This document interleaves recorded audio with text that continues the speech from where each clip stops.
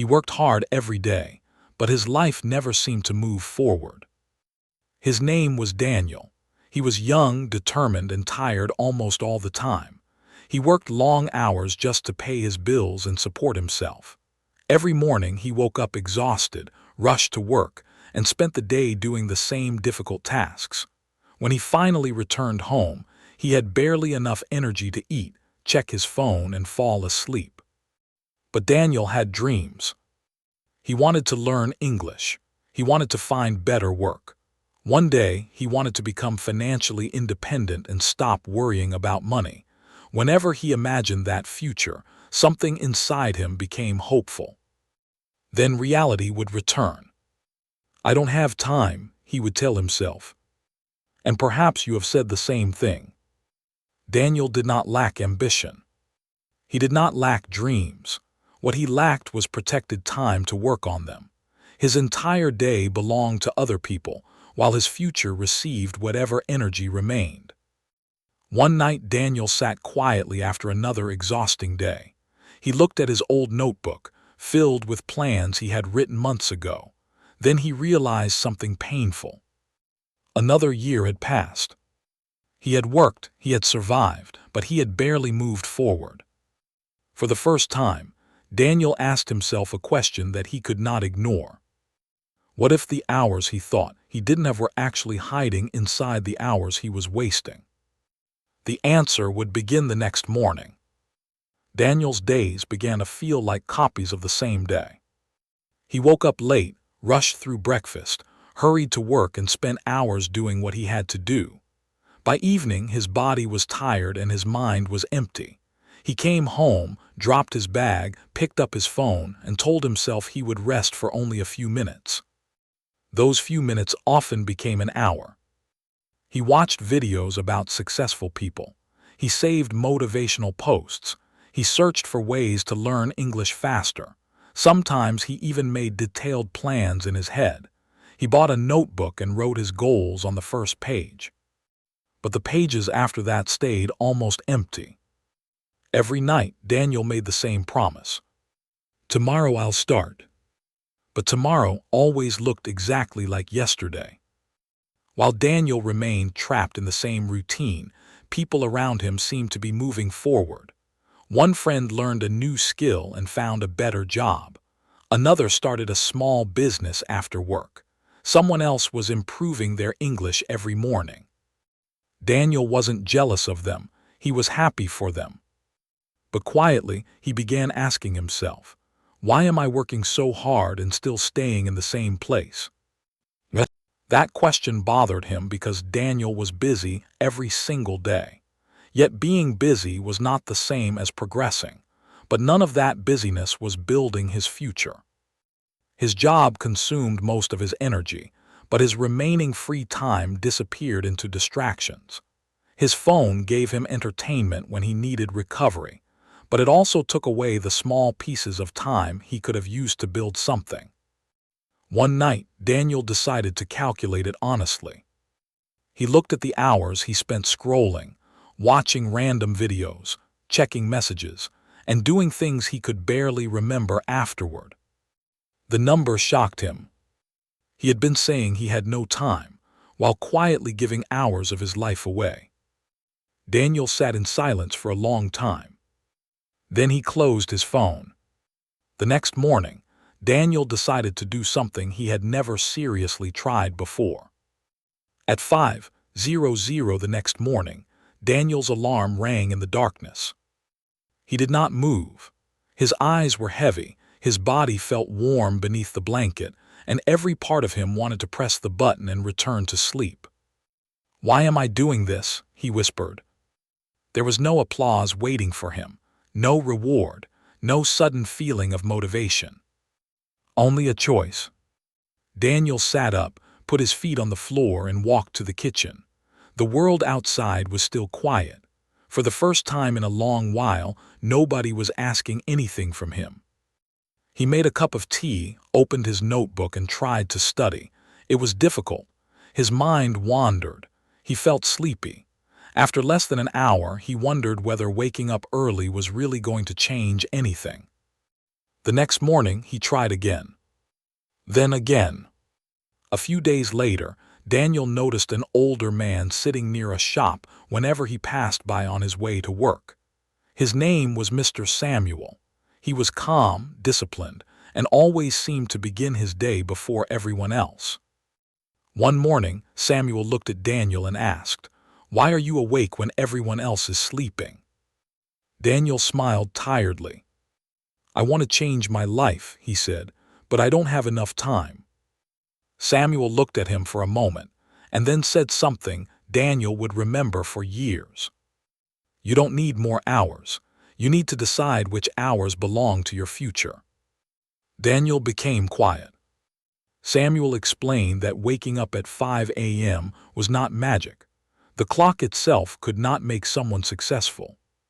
The real advantage was having quiet, protected time before work. Responsibilities, messages, and distractions began demanding attention. Then Samuel gave him a simple rule. Use your first hour to learn. Use your second hour to build. Learn something that could increase your ability. Practice English. Read, study, improve a useful skill. Then build, apply what you learned. Practice it, create something.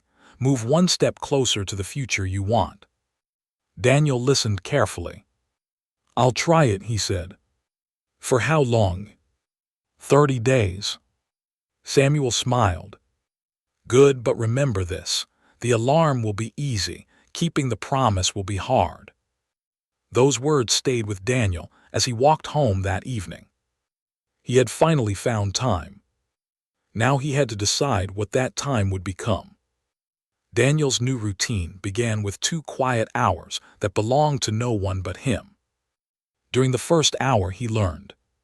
He studied English, practiced communication, read a few pages, reviewed career-related skills, and wrote short notes about what he had understood. He did not try to learn everything at once. His goal was simple: become a little more capable than he had been yesterday. The second hour was different. He had to build. He practiced what he had learned. He repeated difficult English sentences. He applied new skills. He worked on small projects and planned the next steps toward a better career. Some mornings, his progress felt almost invisible. Day 1 felt powerful. Daniel woke before sunrise and finished his 2 hours feeling proud. He imagined himself becoming a different person. Day 3 was harder. His body was tired, his eyes burned, and the excitement had already disappeared. By day 7, the routine no longer felt inspiring. It felt ordinary. That was when the real test began. Some mornings were cold. Some were rainy. Some nights, Daniel returned home late and wanted nothing more than another hour of sleep. His mind offered him endless excuses. "You can start tomorrow." "You worked hard yesterday." "You deserve to rest." And one morning, Daniel listened. The alarm rang at 5. He turned it off and went back to sleep. When he woke later, he felt disappointed. For a moment, he thought about quitting the entire experiment. Then he remembered something Samuel had told him. Missing one morning is a mistake. Turning one missed morning into a new identity is the real danger. So Daniel started again the next day. That decision mattered more than the perfect mornings. 7 days became 30, 30 became 60, 60 became 90. Nothing magical happened overnight. Daniel did not suddenly become rich. His problems did not disappear, but something important was accumulating quietly. Knowledge, practice, confidence, discipline. While other people were still sleeping, Daniel was building something nobody could see yet. His mornings became his private advantage. He no longer saw himself as someone who was trying to improve someday. He was becoming someone who showed up for his future every morning.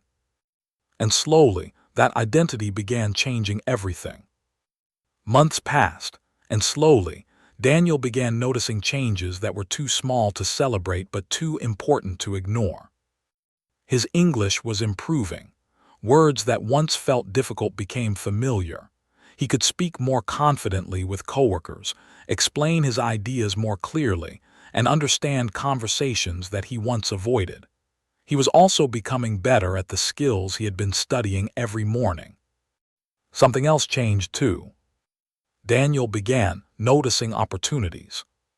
Before, he often ignored them because he lacked confidence. Now, when a new responsibility appeared at work, he paid attention. When someone mentioned a better position, he listened. He was no longer waiting for his life to improve by itself. One day, his manager announced an opening for a better position. Daniel applied. He prepared carefully, but when the result came, he was rejected. The disappointment hurt. For a moment, Daniel wondered whether all those early mornings had been a waste. He had worked for months, yet the first opportunity had still passed him by. But the old Daniel would have stopped there. The new Daniel returned to his notebook the next morning. He kept learning, he kept practicing, he kept building. A few weeks later, another opportunity appeared. This time, Daniel was ready. He applied, answered the questions with confidence, and received the position. His income increased. But when Daniel looked back, he realized that the most important thing he had gained was not the higher salary. He had learned how to use time differently. Before, he worked mainly for survival. Now, he worked for survival while also working on the person who could create a better future. That difference changed the way he saw every morning. Think about your own life. What could you become if you invested 2 focused hours in yourself every day? 2 hours will not magically make anyone successful, but repeated effort can create skills, confidence, and opportunities that yesterday's version of you did not possess. The real power was never the clock. It was what Daniel chose to build with the time. Years later, Daniel understood something that surprised him. Waking up at 5 in the morning had never been the real secret. The clock had not changed his life. What he did with those hours had. A person can wake at 5 and still waste the morning. They can scroll through their phone, watch random videos, complain about their circumstances, and go back to sleep. 5 a.m. does not create discipline. The decision does. When Daniel remembered his old life, he saw a completely different person. The old Daniel was busy but rarely intentional. He was tired, distracted, and always postponing the things that mattered most. He kept saying he needed more time, waiting for the perfect opportunity, and hoping that somehow his future would become better. The new Daniel was different. He was more intentional. He had developed useful skills. He had learned to keep promises to himself. He prepared for opportunities instead of simply waiting for them. He still had difficult days, but he no longer allowed difficult days to decide the direction of his life. His biggest transformation was not his schedule.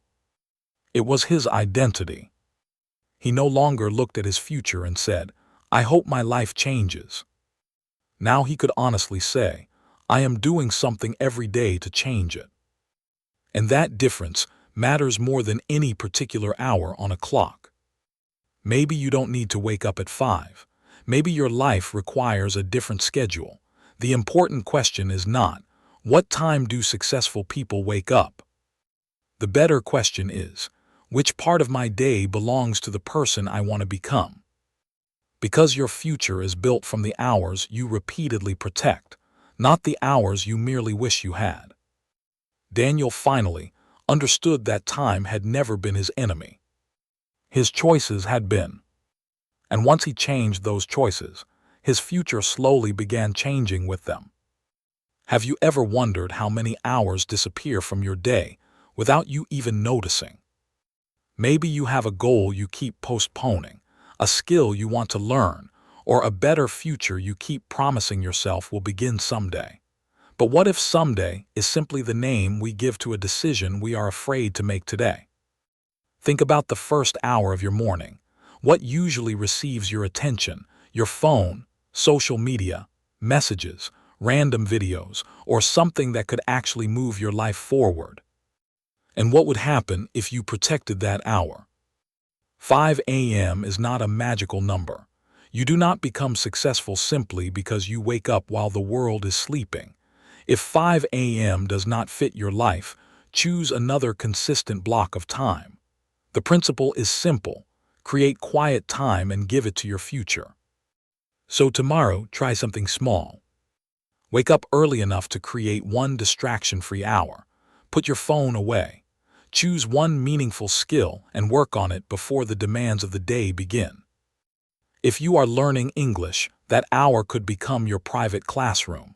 You could spend a few minutes reading, then listening, speaking, learning vocabulary, and practicing what you have learned. You don't need perfection. You need repetition. Now imagine doing that for 90 days. Not perfectly, not without difficult mornings, just consistently. What could you learn? What could you build? How much more confident could you become? Your life may not change because you wake up at 5 a.m. It changes when you stop giving your best hours to distractions and start giving them to the person you want to become. So protect your time.